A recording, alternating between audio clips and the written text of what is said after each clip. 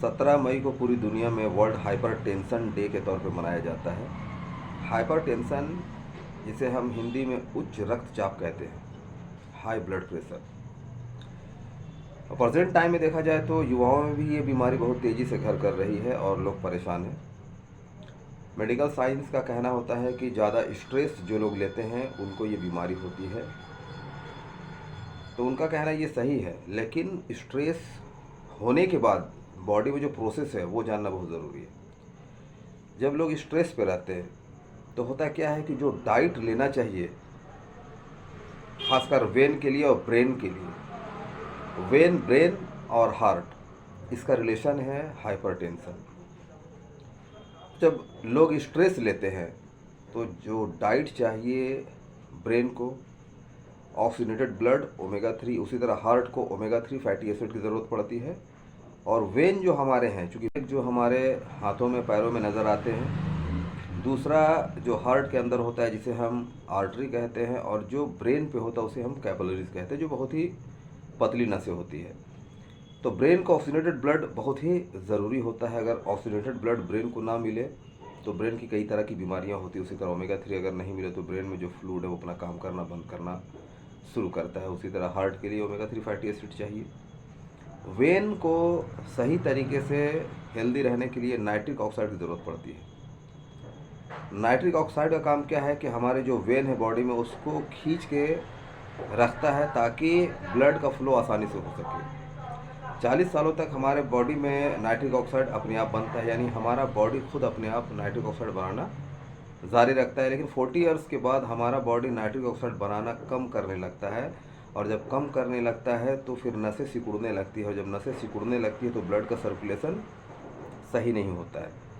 अब जाहिर सी बात है कि अगर मान लिया हम एक पाइप को लेते हैं और नल से कनेक्ट करते हैं पानी भरने के लिए, और उस पाइप में मिट्टी डाल देते हैं या फिर उसे जाम कर देते हैं, तो जो पानी वहाँ से नल से जो पानी बहते हुए बाहर निकलने की कोशिश करेगा तो उसे रास्ता जो है वो क्लियर नहीं मिलेगा, तो उसका फ्लो जो है वो सही से नहीं जाएगा और कहीं ना कहीं से वो निकलना चाहेगा। उसी तरह होता है कि जब हमारा वेन हमें ब्लड को फ्लो करने का रास्ता नहीं देता है तो फिर क्या होता है, उच्च रक्तचाप, हाइपरटेंशन, ब्लड प्रेशर।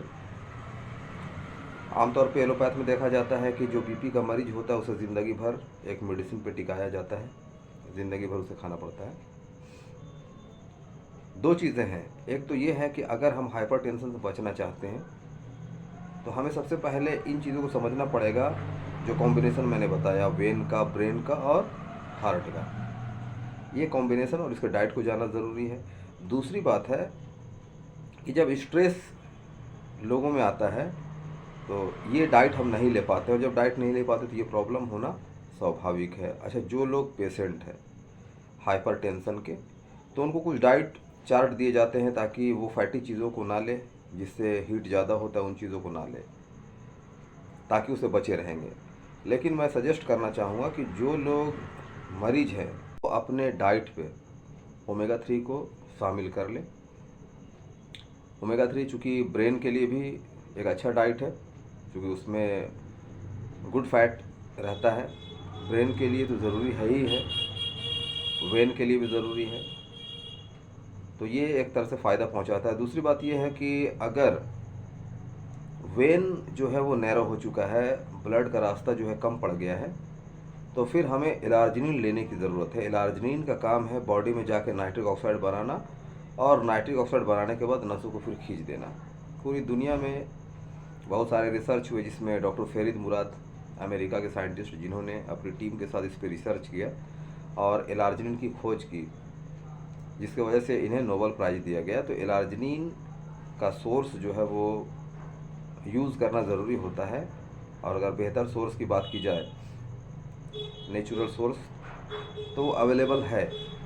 उन चीज़ों को अगर हम लेते हैं तो जहाँ इस पर हम आसानी से कंट्रोल भी कर सकते हैं, उसी तरह एक सामान्य जीवन जीने के लिए हम बैक में आ सकते हैं, यानी फिर से वापस हम हो सकते हैं। जाहिर सी बात है, पूरे बॉडी का जब वेन जो है वो फिर से चौड़ा हो जाएगा तो फिर ब्लड का फ्लो सही होगा।